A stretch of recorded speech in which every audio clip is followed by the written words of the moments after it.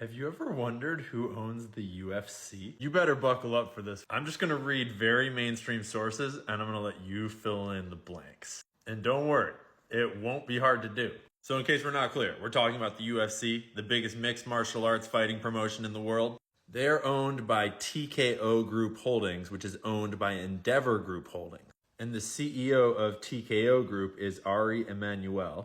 And he is also the CEO of Endeavor, the bigger company, along with Patrick Whitesell, the executive chairman. But I guess his name is probably pronounced Ari Emanuel because it's Jewish, not Mexican. His father, Jerusalem-born Benjamin Emanuel, was a pediatrician who was in the Irgun, a Zionist paramilitary group that operated in mandatory Palestine during the 30s and 40s. And just to clarify, paramilitary group means terrorist organization. And just to clarify, that is not my definition or Hamas's definition or Palestinians' definitions. That is literally the Israeli government's definition. In 1948, they outlawed the Irgun and Lehi groups, declaring them terrorist organizations.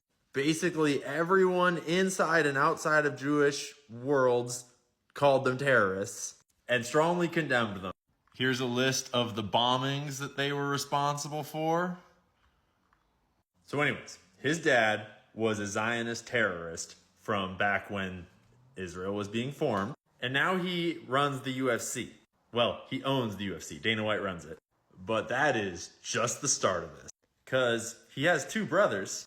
This one was Obama's White House chief of staff after years in senior positions in the Clinton administration.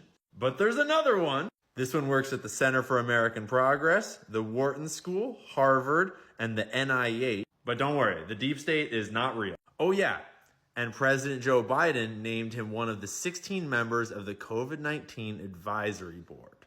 All three of those guys, their dad was an Israeli terrorist that even the Israeli government outlawed because their terrorist acts were so fucked up. Like bombing civilians. Literally. But wait! There's more! Because both Ari and his buddy Patrick, who are in charge of that other whole organization in charge of the UFC, they are also both in charge of IMG. They are co-CEOs. IMG is like a sports and media company. They have a whole entertainment and modeling division, including Miss Teen USA, Miss Universe. What does that remind me of?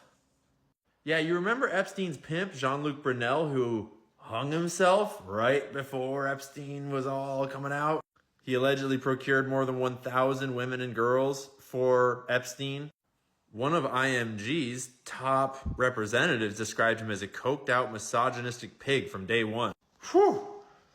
Thank goodness. I'm glad that IMG is not involved with Jeffrey Epstein. Oh, except for this article where a bunch of survivors told their stories, and this one said that she worked for IMG. She told IMG what he was doing to her over in France or wherever she was, and IMG was like, oh, that's cool, whatever, no problem. And then they continued to send girls to him.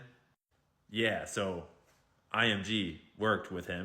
And IMG doesn't just do modeling. No. Here is all the sports leagues and events that they work with. There's the UFC. They do modeling, consulting, events, like the Premier League, the highest level of English football, like the PGA of America, like the United States Tennis Association. They've got figure skating. They got motorsports. Shit, they've even got the world's strongest man in the US Open of surfing. Are you getting the picture yet? These three brothers, whose dad was a Zionist terrorist, have been top dogs at the Clinton White House, the Obama White House, the Biden COVID response. They control the UFC, a huge amount of the modeling industry, a huge amount of the tennis, golf, all sorts of sports, soccer, rugby. There are quite literal ties to Epstein. And don't get me wrong, I love MMA. I love watching the UFC. But just think about culture. Think about gladiators. Think about Rome. Think about all the other industries we've recently learned have weird ties to sexual blackmail rings. Think about modeling. Think about how young boys and girls grow up in America. And if you're on TikTok, think about downloading this video right now, because it's not gonna last very long. And when it goes away, you can find it on the other platforms. Yeah, so that's who owns the UFC.